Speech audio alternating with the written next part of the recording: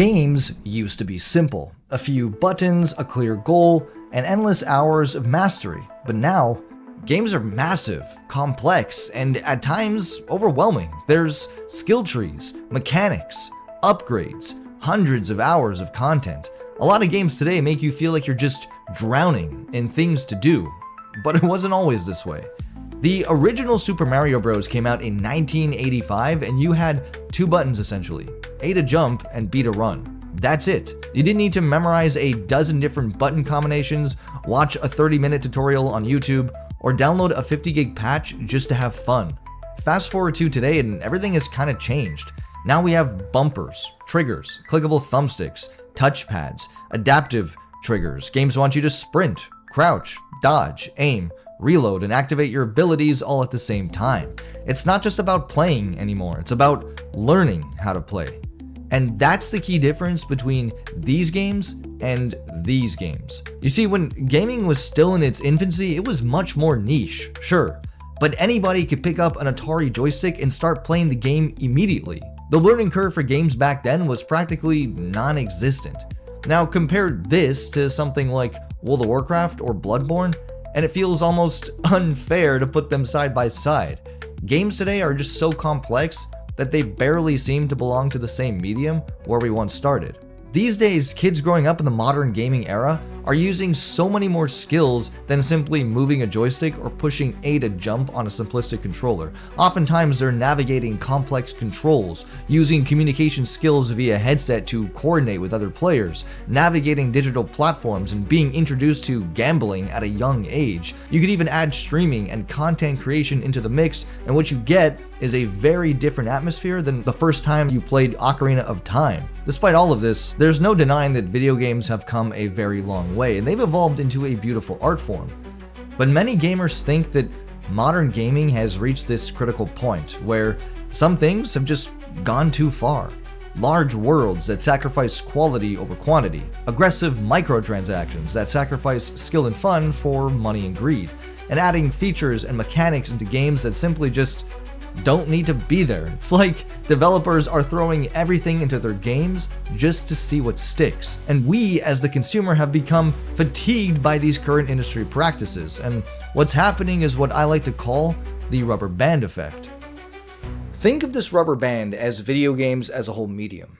Back in the day, it was like this. It was very loose, relaxed, and very simple. Games had a couple of buttons, a pretty simple idea, and that was pretty much it. But it didn't take long for developers to start adding more to their games, maybe some power-ups, a few more levels, and a basic story, and that rubber band started to slowly expand a little bit. There's some tension here, but there was still plenty of room for growth. So naturally, games started evolving more. We started creating bigger worlds, more mechanics, and more depth, and for a while, this was great.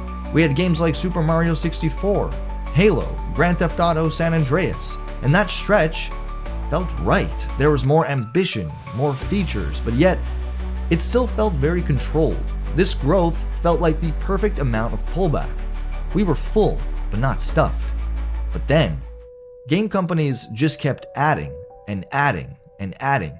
Open world bloat, skill trees so massive that they look like tax documents, battle passes, season passes, never-ending ads interrupting your play sessions, 10 different kinds of in-game currencies, monotonous crafting systems, and grindy upgrading features, and eventually that rubber band becomes so tight it could snap at any moment.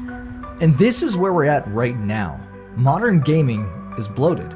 But this isn't just restricted to mediocre games or games that we automatically assume are the culprit for this. Some of these issues are even present in our favorite games too. Red Dead Redemption 2, for example, is considered by many to be a masterpiece in video game design. In fact, it's one of my favorite video games of all time. But if you go and look at the Steam achievements for this game, you'll see that only 20% of players have actually unlocked the Endless Summer achievement. An achievement that you can only unlock by completing the final mission in the game. This means that a staggering amount of players, 80% of them, have never actually completed this game on Steam. And these numbers are very similar for consoles as well. So how the heck is this even possible? How is it that a game that is praised for having an amazing, living, breathing open world with great gameplay and top-notch acting and writing also have a completion rate of only 20 to 30%? Well, I think that answer is pretty obvious. Now again, Red Dead is one of my favorite games of all time, and I'm only using this game as an example here, but so many other games can fall into the exact same category as well when I say that for a lot of people, this game falls into the category of, this game is just way too long and too big for me. A lot of people say that Red Dead is a very slow game, and you know what? They're kind of right about that. Red Dead Redemption 2 really does like to take its time telling its story. It's a very slow burn, and even the gameplay itself can feel a bit slow at times. And add the fact that this game has a huge 50+ hour campaign set in a beautiful open world with endless things to do, not to mention released in a TikTok era where people's attention spans are shorter than ever, and that 20% completion rate starts to make a bit more sense. Also, another element to add to this is that some people simply just don't have the kind of time to sink into a video game, especially if you're older. A lot of modern AAA game companies have made it their mission to prioritize length and size and complexity as if this somehow fundamentally makes a game better. But does it actually make a game better? Look at the 2018 version of God of War. Santa Monica Studio took a huge leap of faith by completely changing what people knew as God of War. They toned everything down, turning it into a more narrowed, slower, and refined experience that completely changed the look and feel of the God of War games. And what happened? It was met with amazing reviews and was probably the absolute best thing that could have happened to the franchise, proving that scale and complexity are not driving factors that make a game great. There's a reason why Hazelight Studios is praised for their games, the creators of It Takes Two and Split Fiction. Not only do they actually listen to what gamers want, but they focus on what makes a game fun. How many Call of Duty games exist? Okay, and how many do you actually remember playing? Probably only 1 or 2. Yet I'm sure you remember that one helicopter mission or that one tank mission because it was different from all the rest. In Hazelight games, every level is like that. Every level gives you something completely new to play around with. You go from having energy weapons in this level to having magic powers in this one just 30 minutes later. These games are incredibly simple, by the way. There's no hard mechanics to learn. The platforming is relatively simple. The combat, forgiving. There's no skill trees or unnecessary features. It's not open world and it won't take you more than 14 hours to finish, but it does something that a lot of other games seem to forget to do. It lets you have fun. So many games put emphasis on graphics, realism, size, and scale and features that they lose sight of where we came from, of what made us originally hooked in the first place.